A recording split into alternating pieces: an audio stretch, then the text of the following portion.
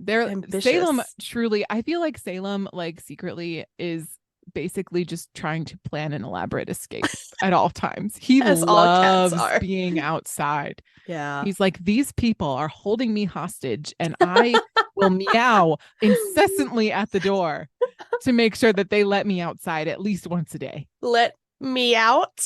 Me out. Yeah. Yes. Yeah.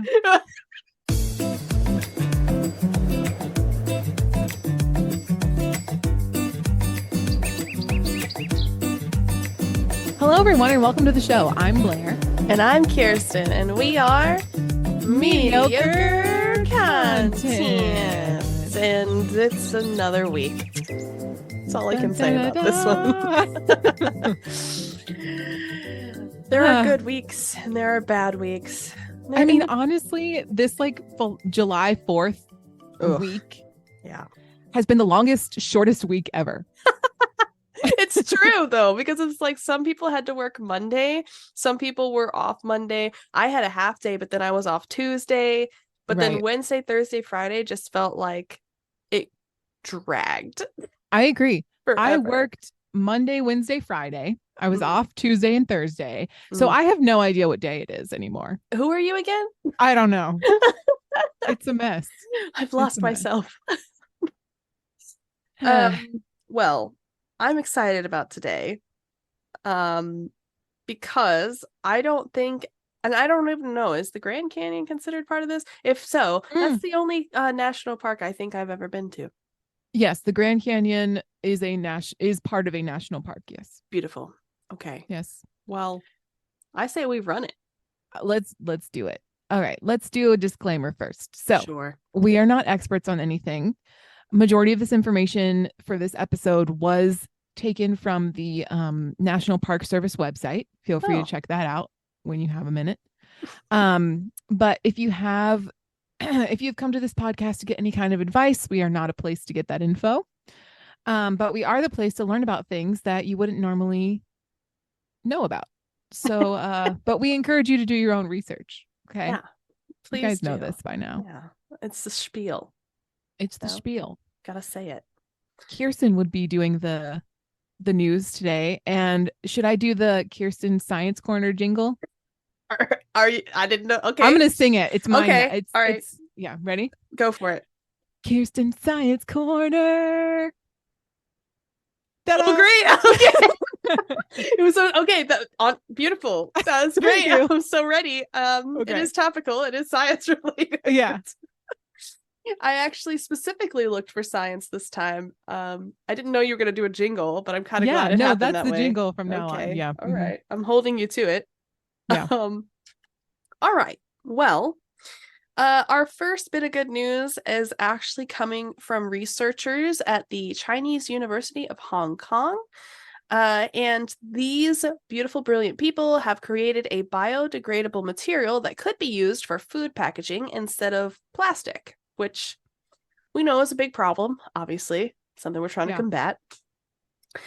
These brilliant minds are going to be making this transparent, biodegradable, and edible material, particularly with bacterial cellulose, which is an organic compound derived from bacteria. Obviously, it's what's called bacterial cellulose.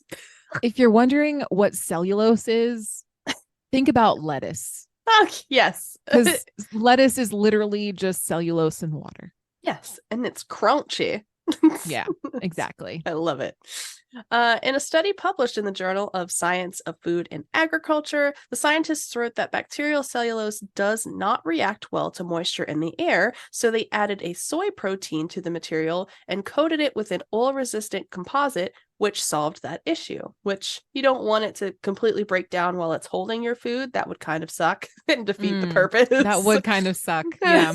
It's like the paper straw situation. Yeah. But worse. Oh, don't even get me started on those stupid straws. Just don't even give me one at that point. If I wanted to eat melted paper with my soda, You don't like that? It doesn't taste yummy to you? It doesn't add to the texture of your drink? I was already a texture problem person. That just amplified it 1,000. I feel like I'm using a sweaty sock to suck my soda in my mouth. Gross. Anyway, we're just going to breeze on by that.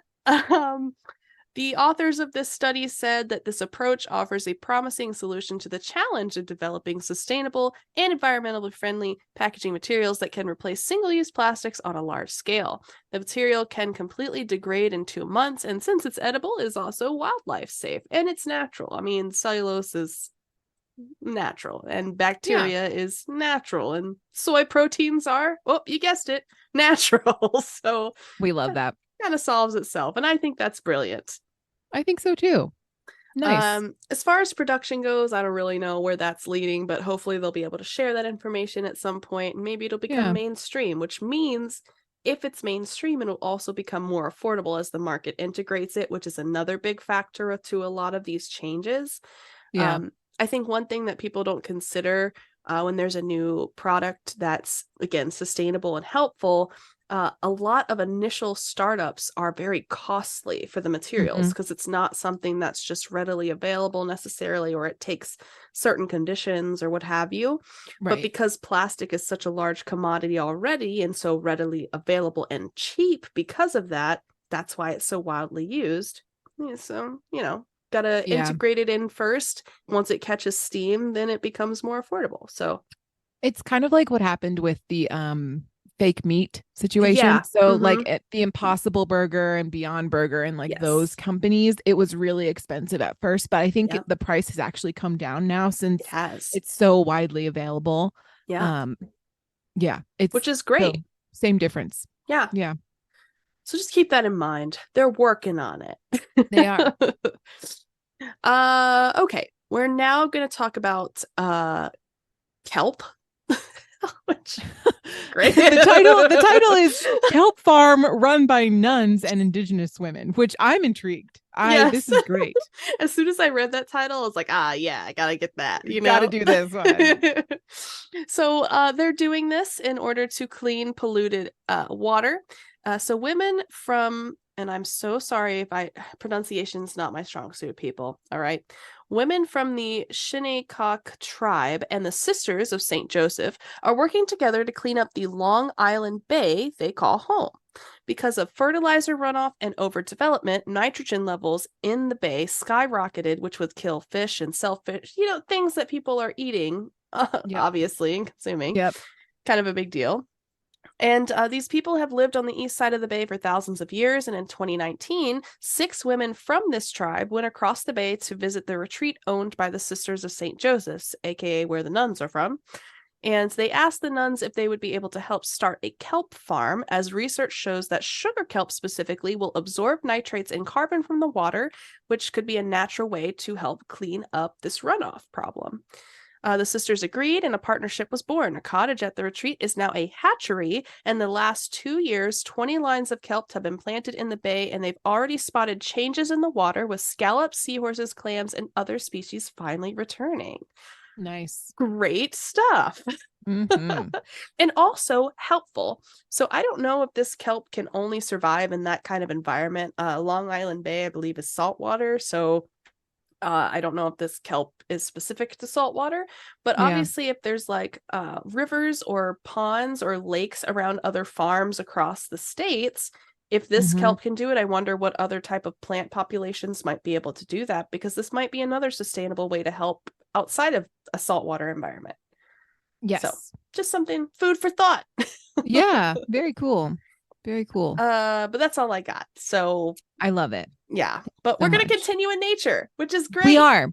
So I just remembered that last week I did the good news, and my second story also had to do with national parks. Yes. And so I feel like that's a lovely little preview of what you're going to be getting today. Today, we're going to be doing a more in-depth national parks episode. But we're going to start with background. Nice. So the national parks have actually been around for a very long time. It was a really early idea for the country. On August 25th, 1916, President Woodrow Wilson signed the Organic Act, creating the National Park Service. And that was just to create the National Park Service, not the actual national parks. We'll get to that in a few minutes.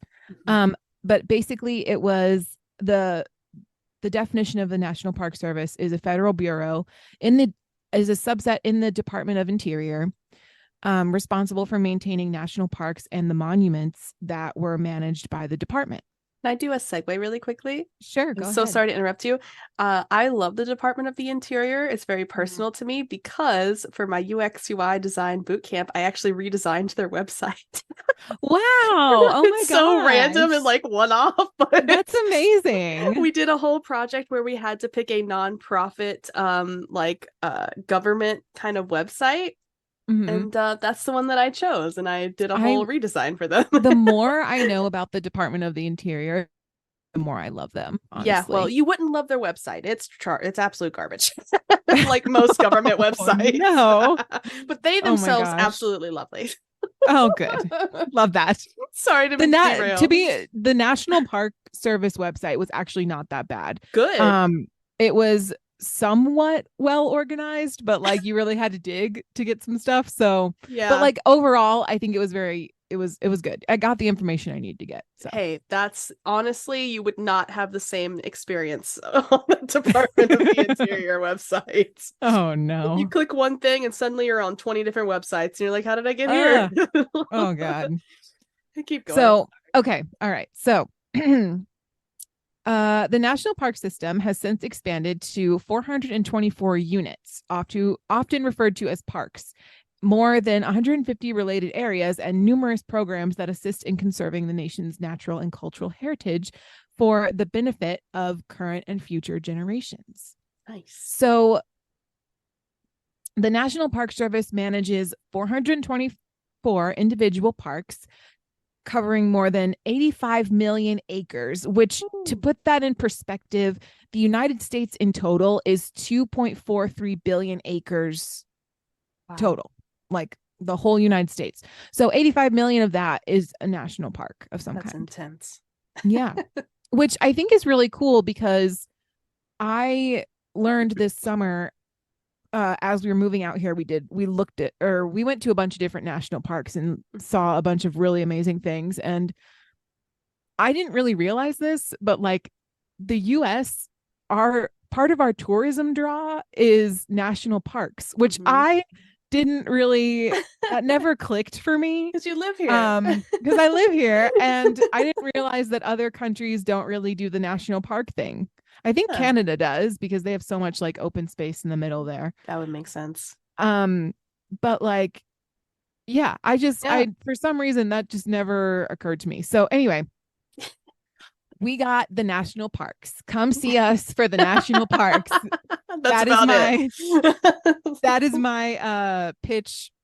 Okay. For US tourism? Yeah, sponsor us. National park sponsor. Yeah. Okay. So let's see. Where was I? I'm sorry, you guys. I am struggling today. It's fine. While there are at least 19 naming designations, these units or parks are commonly referred to as parks. Beautiful. Multiple parks may be managed together as an administrative unit within the National Park Service. Like parks within parks? Yeah. So everything is divided up into different regions. Oh, okay. So I think that's what they're talking about is like, so there's multiple different parks in each region. Okay. I got confused for a second. Parkception. All right. So the National Park Service is a bureau of the United States Department of Interior. We know this already. And it's led by the director nominated by the president. So it's and then confirmed by the U.S. Senate. So the Department of Interior obviously is one of the cabinet positions that the president designates. The director is supported by senior executives who manage national programs, policy, and budget in the Washington, D.C. headquarters, and then 7 regional directors responsible for national park management and program implementation. Wow. Yes. That's more than I thought. Later in the podcast, we'll be going over that a little bit more. Okay. Because I have a fun chart. I'm excited to see. Okay. So the mission of the National Park Service is to preserve the natural and cultural resources and values of the national park system for the enjoyment, education, and inspiration of this and future generations. The Park Service cooperates with its partners to extend benefits of the natural and cultural resource conservation and outdoor recreation throughout this country and the world. Okay. Cute. They have 20,000 employees. Jeez. Indeed. It's actually a lot. I know. And they have a emblem. So like the national park logo is an arrowhead. And it was made official in 1951. So it's an arrowhead with a sequoia tree and a bison, and then like mountains in the background. Cute. Very, very cute. And yes. And so the bison and the sequoia tree represent vegetation and wildlife. The mountains represent scenic and recreational values, and the arrowhead representing historical and archaeological values. Oh. So the origin of the national park idea. Here we go. This is the thing. The concept of the national park was one of the most popular ideas in the United States ever produced. It stemmed from the desire to protect special places for visitors for present and future enjoyment. So Yellowstone was the first park. It was designated in 1872. The concept of what constitutes a national park has expanded since then. The original focus on natural wonders has evolved to include sites that chronicle human history, educate, and elevate quality of life. So now it's not just like what you think of when you think of Yellowstone, which is like the mountains and the bison and the waterfalls and all that. It's more a national park, or something under the National Park Service could be like the Washington Memorial, or, a significant battleground site or something like that. It doesn't have to necessarily be a beautiful, miraculous, like wonderful place. Makes it interesting that other countries, well, I don't know how many are or are not doing this, but I wonder if it's so popular like here. It's interesting that there isn't like I guess it would take a lot of planning, so maybe this is just a little like, a dream. But well, it's interesting that there isn't like an international park service. You know what I mean? Yes, but I have two things to say. First thing is the United States is very large compared to a lot of countries. Yes, you're right. Secondly, we're also very young compared to a lot of countries. Just a baby. We're just a baby. And somehow we came up with the idea of preserving our land to a certain extent. In our infancy, whereas I feel like a lot of the European countries, for example, have like a ton of history going back into ancient Rome, and they weren't thinking about national parks in ancient Rome. You know what I mean? They should have. I mean, maybe they should have. They were more of the Colosseum vibe, which I mean, honestly, not that bad. Honestly, honestly, vibes. Did you see that thing? Did you see that thing where Mark Zuckerberg and Elon Musk said they were going to fight each other, and then the Coliseum was like, "We'll let you use the Coliseum if you want." Honestly, that could be a national park. It's a monument. I think so. Yeah, that's the beginning. This is you know what? We're going to start the International Park Services Mediocre Content Podcast, and we'll just make a bunch of shit up, and we'll just put it all together into one and be like, this is what, like if you're in Europe, you should go see this. If you're in Africa, you should go see this. And that's what we'll do. Plot twist. Isn't that just like a tourism site? No, basically? It's different. It's protected land. No, this is Patrick. Don't poo poo on my dream. I'm ready. Let's go. Okay. All right. You heard it here first, guys.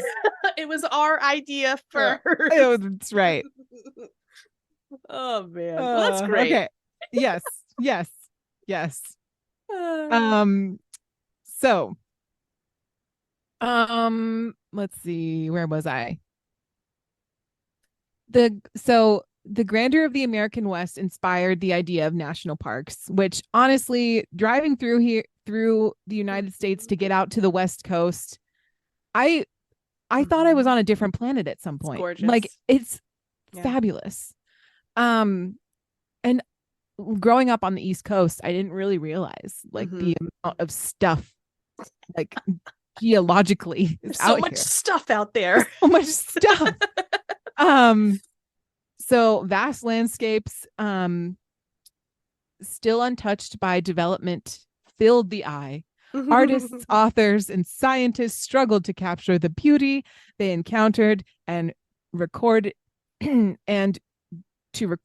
share their discoveries. But what would happen when westward expansion arrived on the doorstep of the wilderness? So when the gold rush happened and all that stuff, like we would mess it up, right? Oh, absolutely. So, 1,000%. First thing. So artist George Catlin, during an 1832 trip to the Dakotas, was perhaps the first to suggest a novel solution to this fast approaching reality. Indian civilization, wildlife, and wilderness were all in danger. And unless they could be preserved by some great protecting policy of the government, in a magnificent park, a nation's park, containing man and beast, all the wilderness and freshness of their nature's beauty, he said in a quote. That's gorgeous. So I would also just like to acknowledge very quickly that the Native American population was not dealt with in a great way during that time. Yes. And yeah, I just want to acknowledge that was, we messed up as a country at that point. It won't great. Yeah, it was not good. Yeah. But the preserving of the national park, I appreciate. Yes, that was a good idea. Yes.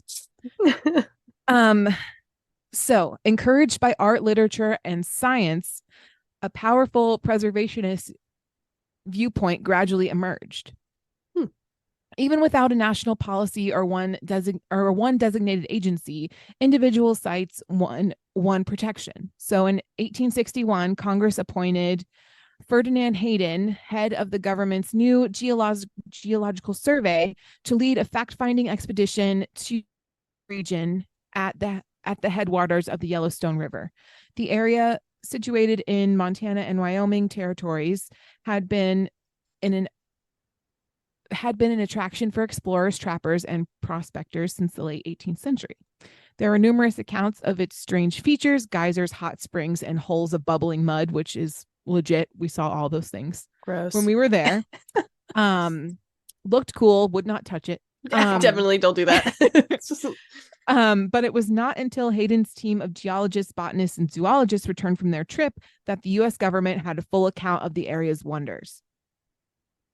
So the first national park emerges. Hayden strongly advocated for setting the Yellowstone region aside as a national park, and it did not take long for him to convince Congress. Congress approved the legislation in early 1872, and on March 1st of that year, President Grant signed the bill designating the 2.2 million acres of land as a public park or pleasuring ground. Oh, please. Oh, God, I feel like was that quote, a public park or pleasuring ground for the benefit and enjoyment of the people. It's like that freaking roller coaster episode with the pleasure gardens. Why do we love that word?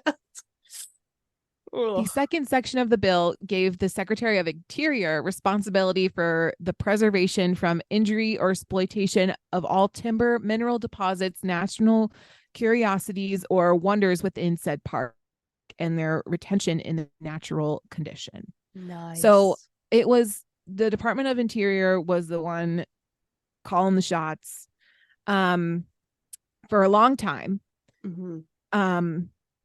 So in the Forest Reserve Act of 1891, it allowed presidents to proclaim permanent forest reserves on publicly owned land, legislation that led to national forests. The Antiquities Act of 1906 gave presidents the authority to protect sites of historical significance as national monuments. We see a lot of both of those things. Are houses included in that? Like historical homes? Do you know? It depends. Like, so Thomas Jefferson's home, yes. Okay. I think it also, because obviously there's like state and local parks and recs too. So I think it just depends on the level of the house or, you know. Because I know that like if you like downtown, for example, there's like historically protected homes. Right. Because they have significance. Right. Or and so were built. And I don't think that's necessarily on a national level. Okay, maybe just local government. I think it's on local or state, just depending on how significant it is to history. Yeah, because I'm sure governors have like some type of power similar to this as well. Maybe, yeah. Okay. But yeah, I think there's multiple levels. Nice. Okay. Yeah. Congress also authorized the preservation of the 4 major Civil War battlefields during this era, designating them as national military parks. So after Yellowstone was confirmed, the other parks were Sequoia National Park in 1890, Mount Rainier in 1899, Crater Lake in 1902, and Yosemite in 1890. Sorry, I keep switching my numbers. Over time, the federal government established policies on preservation of natural resources. Laws and presidential decrees, however, did not solve real-world administration problems. So the plot thickens. Clearly. They needed some oversight. The Department of Interior was not doing a great job of like managing all these people. I did all that for you. I know. While some of the national monuments reserved under the 1906 Antiquities Act were located in areas controlled by the Department of Interior, others were on land supervised by the Department of War or the Department of Agriculture, with responsibility divided among several departments. Who would make the rules and how would they be consistent? What a great question. So the problem was no single federal agency had the authority to operate and advocate for these parks and monuments. And so basically in 1916, the National Park Service was born. It's just a baby. Right. Yeah. How exciting. Indeed. So what do you think? Is that good? Do you have any questions? Questions, comments, concerns, life problems. We would be here all day. No, I think this is a good segue, because I'm excited to hear about what structure they came up with. You know, you got all these individual players, and like how did they decide to combine them and like make it work so that like, you know, like one park wasn't getting more attention than the other, you know. Right. You know, it's a lot to work out when you're this scale, I think. So we will talk about all that and how they solved those issues in the second half. And we'll also go over like the most visited national parks and like stuff like that. So stay tuned. See ya on the other side. Every week, you listen to the MCP host droll on and on about, quote, interesting topics. And yes, I did just use air quotes for that. We are positive your listeners would come up with better topics than them, and so we are enlisting you to send them over so we can talk more about exciting things in the future episodes. We highly encourage you to do yourself and other listeners a favor and start sending good topic ideas over to mediocrecontentpodcast@gmail.com. We even give you permission to slide into their DMs over on Instagram at Mediocre Content Podcast and Twitter at Mediocre Squawks. If you don't decide to send topics over, prepare yourself for continued intense mediocrity. Though honestly, it will probably be mediocre either way. Thanks for trying, and good luck in the second half of this interesting podcast, air quotes still included.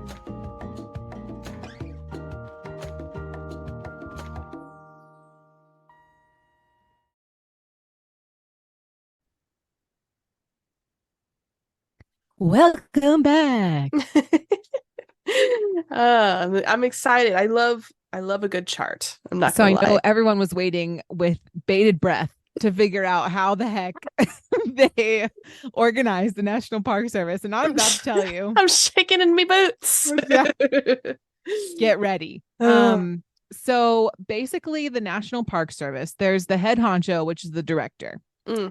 The director has the chief of staff. And then the Office of Native American Affairs and the Equal Employment Opportunity Office. What? Those are their, yeah. I did not understand. What? The Equal Employment Opportunity Office is under the National Park Service? I think it might just be their particular one. Interesting. Because the director has these three people that like directly work with him: the chief of staff, the Office of Native American Affairs, and the Equal Opportunity Office. Just to like, that's his like board of people, right? Okay. All right. And then underneath that, there is the Deputy Director of Operations, the Deputy Director of Congressional and External Relations, and the Deputy Director of Management and Administration. Seems reasonable. Of the entire like nation. Mm-hmm, mm-hmm. All right. No and pressure. then there's a bunch of little so under the Deputy Director of Operations, which I think is the most relevant for what we're talking about, is the Associate Director of Natural Resources, Stewardship and Science, the Associate Director of Cultural Resources, Partnerships and Science, the Associate Director of Education and Volunteers, Associate Director of Park Planning and Facilities and Lands, and the Associate Director of Visitor and Resource Protection. And then there's the regional directors. That's like a really vast subset of ideas and like roles. Yes. And there are several other, like for the Deputy Director of the Congressional and External Relations, as well as the Management and Administration Deputy Director, they also have people underneath them. But like for our purposes, I think we'll just stick with the Deputy Director of Operations. Yeah. And if you've ever seen Parks and Rec, this is why it answered a question for me, because I was like, why is Leslie like the Deputy Director of the Parks Department? That doesn't make any sense. Like, why isn't she just like, I don't know, somebody else that works there, or like the one that's underneath Ron? I don't know. Ron. So, but she's called the Deputy Director probably because they were trying to mimic like the National Park Service structure. Which makes sense. Yeah. Yeah. So Smart. The regional directors, they all have their own little chunk of the nation. There are, let's see. So there are 12 regions. Holy cow. No, maybe. Yes, I think so. Let me just double check. I'm going to make this bigger. Okay. Yes, there are 12 regions. Let's see. So region number 1 is going to be like the Northeast area. So like New York, Maine, like up in there. Region number 2 is the Southeast. So you've got all your battlegrounds and stuff down there. I don't know what's there. Battles and stuff. Region number 3 is like the Michigan, Great Lakes, Minnesota, Ohio, like that area. Region number 4 is Iowa, Missouri, Arkansas, Louisiana, and Mississippi. Nice. Number 5, we've got part of Montana. Well, we've got Montana mostly, except for the part that's in Yellowstone, it looks like. Yeah. And then the Dakotas and Kansas and what is that? I can't even My read it. favorite Nebraska. I was gonna say my favorite is actually region 6 and 8. I'm not gonna lie. So weird because so 6 is basically just Texas. I was gonna say Texas, Oklahoma. It's a little ride along Oklahoma. Right. And then 7 is all the square states. So you've got your Wyoming, Utah, Colorado, New Mexico. Region 8 is literally just the bottom half of California, a little tiny bit of Nevada, and then Arizona. Which is so weird. Why would they do so that? Weird. Well, I think it's because, and we'll talk about this, California has the most national parks. And it makes sense because it's one of like the bigger states, but it has the most national parks.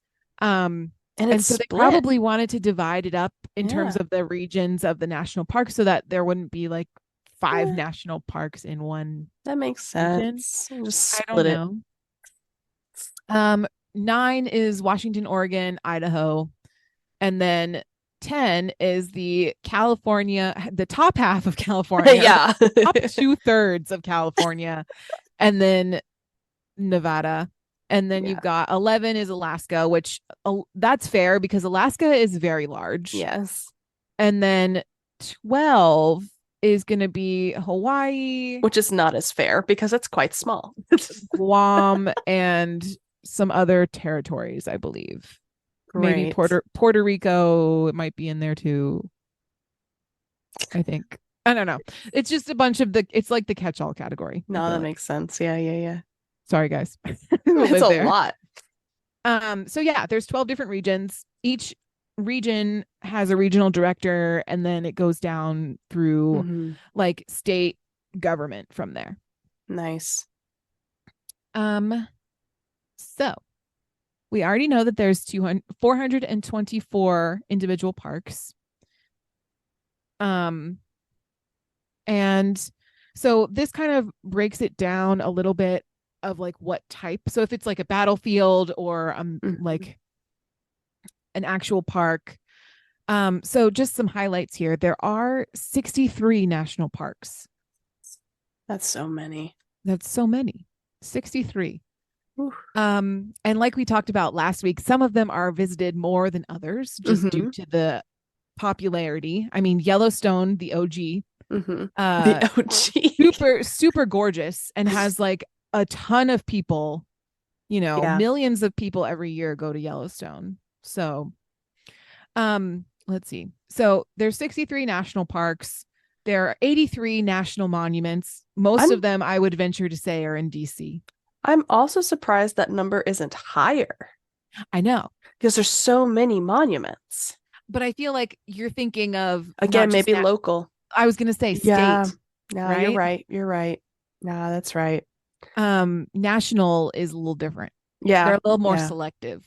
Well, I guess they'd have to be. Yeah. Given how many there are. Exactly. There are 11 national battlefields, 4 battlefield parks, which I guess are adjacent to the battlefields, I would say, venture to say. Yeah. There is 9 national military parks, 63 historical national parks. I wonder what sets those aside. Different. Oh, I don't like that. Are different. Right. I don't like that at all because there's 63 of the regular national park. It doesn't make any sense. I love that. I don't like it at all. There are 74 national historic sites, 1 international historic site. Bro, they stole my idea. I know. What the heck? That was my idea. Okay. I'm like really curious now. I'm gonna the webpage so I can actually like see it in real time. Do you think that some of these overlap? Or are they probably actual separate designations entirely? No, I think some of them overlap. Because I'm just thinking national historical parks and national parks being the same number tells me, well, maybe they're all historical national parks because they're all historical. Well, that's kind of what I was thinking as well. But we'll here. That's so interesting. And it's the distinction between national battlefields, battlefield parks, and battlefield sites for me. Right. That's right. Like you could have just said national battlefields and I would have gotten the memo, you know? Right. No, exactly. It's different. Why do you have to be so different? Let's see. So, okay. So they are different. So, okay. So are they? There's 11 national battlefields, and they're all different from the national battlefield parks, and they're different from the national battlefield site. That's so weird and dumb. Super weird. I know. Wow. And so now to answer our question, let me see. So there are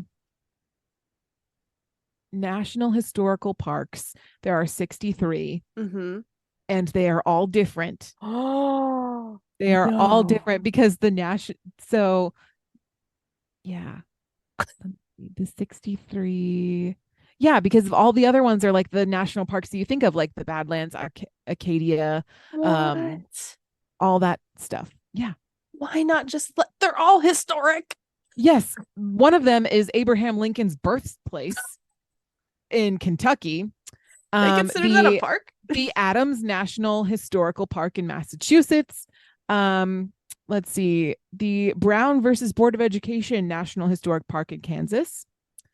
Okay, so maybe I'm The Harriet Tubman Underground Railroad National Historic Okay. Park in Maryland. I feel like historical for them and park is very malleable because agree. I think all of these sites are very important and historical, but I would not think, no offense, the Underground Railroad, I would not equivalent that to a park. Right. And so I'm going to click on it because Like, I why wanna would that not be under National Historic Sites I with the don't other know. 74? Right. You know? Yeah. Like, that's Mhm. weird.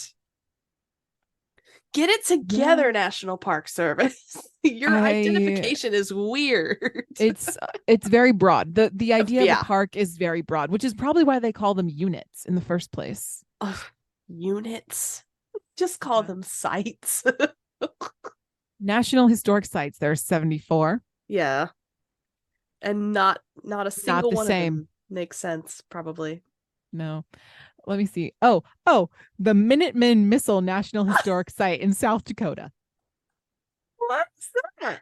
I don't know. If you're from Let's click South Dakota, fill me in. I did drive through there, and Yeah. there's not a whole lot. It looks like the Windows screensaver where it's the Oh. hills, you know? What a time to be alive. Let me see. Oh, National During the Park Cold Service. this is what the Minuteman Missile Historic Site is for anyone who cares. The missile is very eepy. During the Cold War, Okay. a vast arsenal of nuclear missiles were placed in the Great Plains. Yeah. Hidden in plain sight for 30 years, 1,000 missiles were kept on constant alert. Hundreds remain today. The Minuteman missile remains an iconic weapon in the American nuclear arsenal, and it holds the power to destroy civilization, but is meant as a nuclear deterrent to maintain peace and prevent war. So basically, the National Parks Service has put on blast where the nuclear missiles are. Now we I'm know. confused. I didn't need to know, but now that I do, I'm going to do nothing with it. Yeah, I got nothing. Have you seen on TikTok? This is super random. Okay, Have you cool. seen on TikTok the one about the milk reserves in like Missouri? No. Yeah. So apparently our nation makes more milk than we can possibly consume. This does not surprise me at And all. so there's a cave or something in Missouri. Yeah. Where they store the extra milk and use it as reserves in case of a nuclear apocalypse or something like that. How is that not going bad right now? I don't understand it either. I don't know. Okay. And so yeah, I don't know. And know if because you- people are drinking only like almond milk and oat milk now, the regular milk people are mad. This is what's blowing my mind right now. Have you ever seen an expiration date on a gallon of milk? Yeah. And we have milk reserves just Correct. in case. I'm so Right. sorry. That milk's going to be cheese by the time apocalypse happens. So I All feel right. like you're just going to need to come to Hold terms on. with that. Hold on. This is taking a great turn and I'm so excited to talk about this. This is what I should have done the podcast on, is the milk reserve. We'll put it down for the next one. This will be a nice segue. This is disturbing.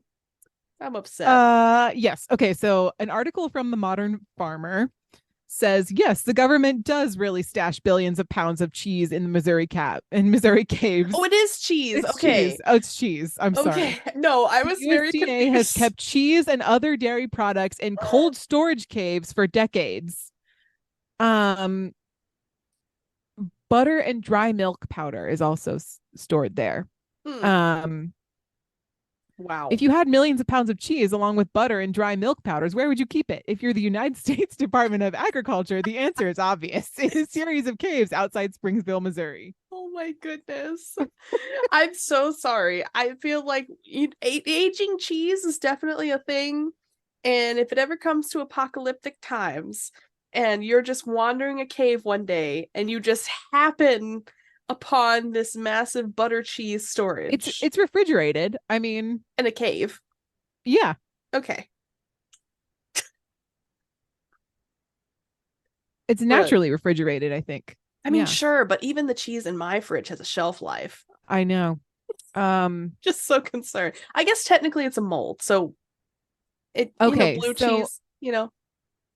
so the reason why they're doing this is It's because a great question. the price of milk has always been volatile, jumping up and down Mhm. based on limited supply and fluctuating demand. It also doesn't help that milk production naturally rises in the spring with calving season, but demand for milk is generally at its highest in the fall when school starts again. To Mm. help, the government looked for ways to step in and calm the market, so they created the milk cave, I guess.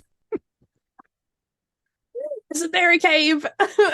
Um, You're gonna have cows outside. Right. TikTok When has the- ruined me. This is wild. It's a cow farm. You're gonna have cows outside. So, Anyway, yeah. Anyway, that National Historical. You're right. Society. You're so right. I was about to sit here and read about the milk cave. Lost in the milk cave. It's so weird. I It's guess we're so- doing an episode on why? it. Oh my god. I mean, they said why. I just don't know that it's the best reason for why. I would agree. You know what? They should put it as a national park for people National to Milk come. Park. Do you know? Okay, actually, so I have my international park idea. Now I have a new one. Okay. Mhm. We make this cow cave a national park that everybody wants to visit, and then you can sample the cave cheese. Do you know how much cheese and milk shit we would get rid of if we just let people in the cave of cheese? Do you know how lucrative that would be? I mean, yeah. Is that not the best idea anyone's ever had ever? And then they could sell T-shirts They of could like, sell I visited the milk The cave. cheese cave. Are you kidding Yeah. me? People would buy it just because it's in a cave. Okay, you don't You're even have to do correct. any You could just say, here's the dairy cave, and then be like, I want a sample of your cave butter, cheese, and milk, and I'll even take the powder cave milk. I'll take Ew. it all. Okay, Blech. how lucrative! Wow, Wow. You know what? The government, that's your free idea for the they're week. sleeping on it. Okay, They are. I want cave cheese, kind of. I don't know if they want to get rid of it though. That's the other thing. Like I have to do more research to find out if they want it to be. If you know what, if it's an excess, cave cheese. So it's like limited openings. Yes. So then that makes it more exclusive from like a marketing Because standpoint. scarcity builds hype. Right. So And then then it's you have rare. to like plan around when they're Yes. going to open. Yeah. Yeah. And then if you say limited supply, you know how much you could charge for cave cheese? Probably outrageously too much. Outrageous. That $20 t-shirt is now $35, and you're going to buy it with a side of $50 cheese wheel This from the is like the caves. American version of like French stinky cheese. We just have cave cheese. Just for garbage. Stinky American cave cheese. cheese. No class. They just put it in caves. They're so All right. barbaric. The name of this episode should be Cave Cheese. Changing it on site.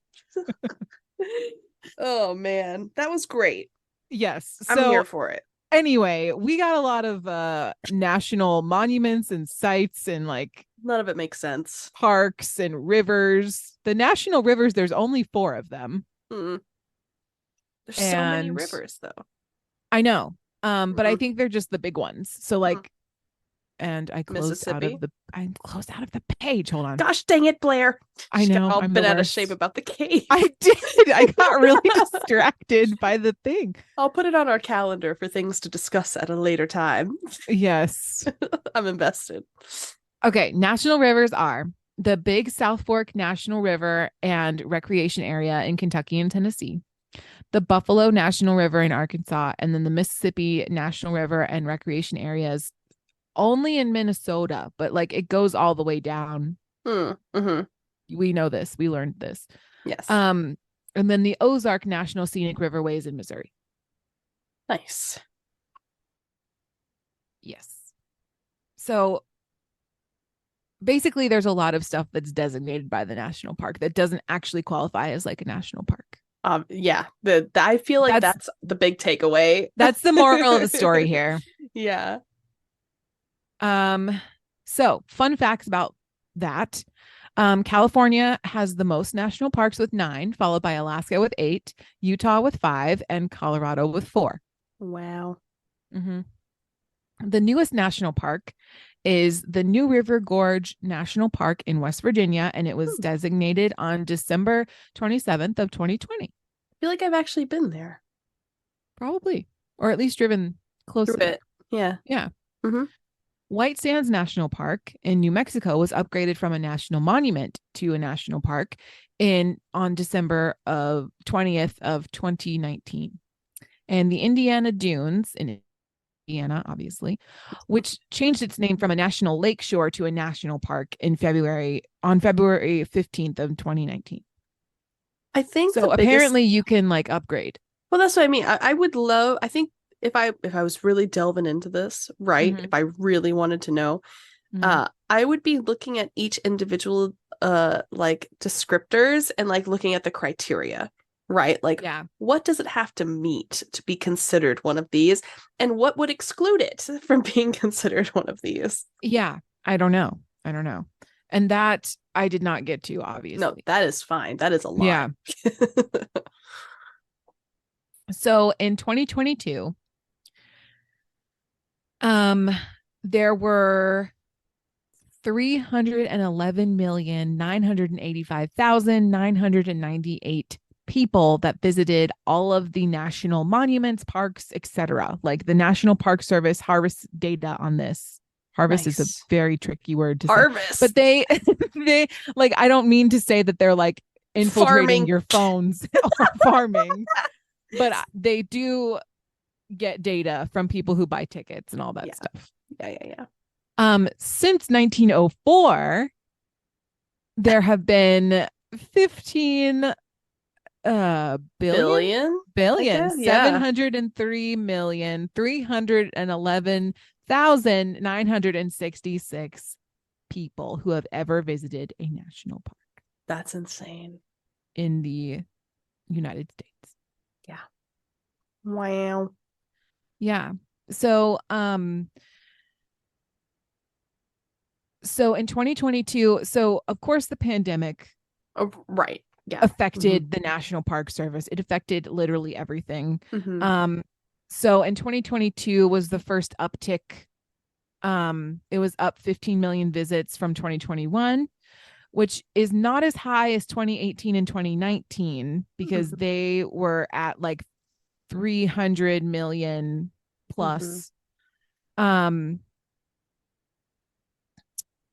318 and 327 million. Yeah.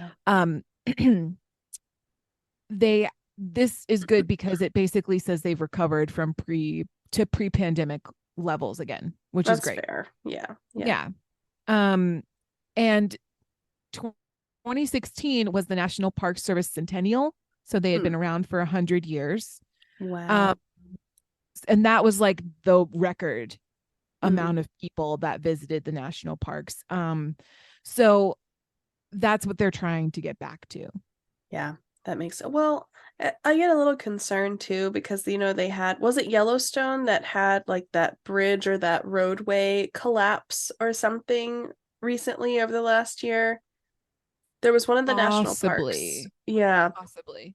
And like obviously these are protected places and protected things, but there are people who visit a lot, obviously. Yeah.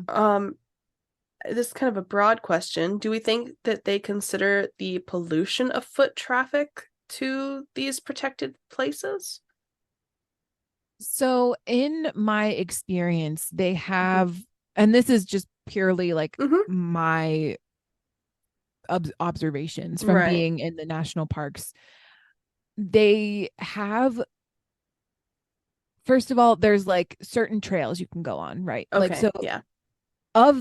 For Yellowstone, for example, of the 2.2 million acres or whatever it is, there's only certain places that people are allowed to go. Okay. All right, yeah. So, and then the other thing is that they have like, yes, you can drive through the park and like from your car, you can see buffaloes, like, or bison, excuse me, not buffaloes. The buffaloes are going to be mad that you misidentified I know. them now. I know. But like the number one rule at the park, and they have it like plastered everywhere, is, you know, this is not your space. Right. This is the animal's space and the plant space. This is not for you. Nice. You're here as an observation time. Yeah. Observer. That's the word I was looking for. Nailed it. There's a lot of trash cans available. Bear-proof trash cans, which are cool. Kind of interesting. Yeah. And then there's staff that make sure that everything stays clean and, doesn't interfere with the environment. Okay. Basically. Yeah. I figured they had something in place, but I'm just curious because you got that number of people visiting every year. Right. It's going to cause some kind of impact, you know? Yeah. Yeah. Well, and I'm sure it's not zero, right? Sure. Right. But the other thing is like the parks need funding in order to maintain what it Yeah. is. So it's kind of a catch-22 It is. anyway. Yeah. But from my understanding, unless you're like wanting to go out back camping and you want to just like get lost in the woods somewhere, there's only certain real places that people go. Nice. And it doesn't include the entire park. Okay. Well, that's smart. Yeah. Okay. So there is I just wanted to mention very quickly that there is a National Park Service app, and I found it very fun to like use because they have maps of each park, obviously, and you can download them. So if you don't have service, which is the case for a lot of these, you can access those maps. They have activities you can do, things you can learn about at each park. It's like very nice and very compact and just an easy way to like plan your visits, basically. Cute. That's smart, especially with how many there are.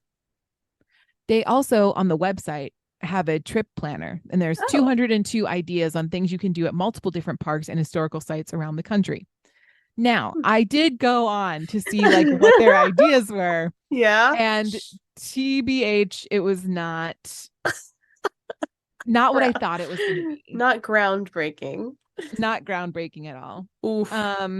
Maybe he's just and a lot of it, I think, because a lot of it was these obscure like historical monuments in like Arkansas or something. You know, it wasn't like these are the trails you can hike at Yellowstone and this is what you can do in one day, or you know what I mean? It didn't quite hit the way I thought it was going to. So if I had any feedback, that's what I would say. It doesn't hit right. Your trip planner. Yeah. Oh my gosh, that's awesome. It's neat that they have one, but if it's not going to be what you need it to be, then it's not worth it. Yeah, but there are 202 ideas. So if you get bored and you like have been to all the national parks and you really need something else to do, go on there because they'll have something for you. Let's just be out in left field somewhere. Right. It's like, wow, I've never been here before. And but that's So anyway. Great. Yeah. And that's really all I have for you guys about national parks. I'm a huge proponent. I love the experience I had at and Arches and Zion National Park. Very cool. Well, I will remember those for the rest of my life. And like we saw the Grand Canyon too. And we hit a bunch of them, you know, like they're all just so beautiful. And if you need to go out and touch grass, I highly recommend you go and touch grass there. Yes. Touch grass, mountains, sand, rivers, whatever you can touch. Go out and touch it with respect. Yeah. Right. And don't touch poison ivy because that'll be the worst. Or cacti. Also bad experiences there. Right. But you can eat cacti. Yes. I've never done that before. It's not that great. Okay. You can miss it. It's not something saved me one thing. They make like fries and cactus jelly out of it. It ain't all that. I don't know. If you're from there, I'm so sorry if that's insulting. I didn't really have a good time with it. Oh. Yeah. That's how I feel like that's a good place to end. Yeah. So Feel free to send us an email with any questions, comments, concerns, or episode topic suggestions at mediocrecontentpodcast@gmail.com. Send us a tweet at mediocresclocks or follow us on Instagram at mediocrecontentpodcast. You can also view all of our view our audio. I mean, kind of. on- It's pretty accurate. on YouTube at Mediocre Content Podcast. And you can find us every other Thursday at 3 p.m. Pacific and 6 p.m. Eastern on Twitch at Mediocre Content Podcast. Don't forget to rate us 5 stars anywhere you listen to podcasts, and we will see you next week. Cheers. Cheers.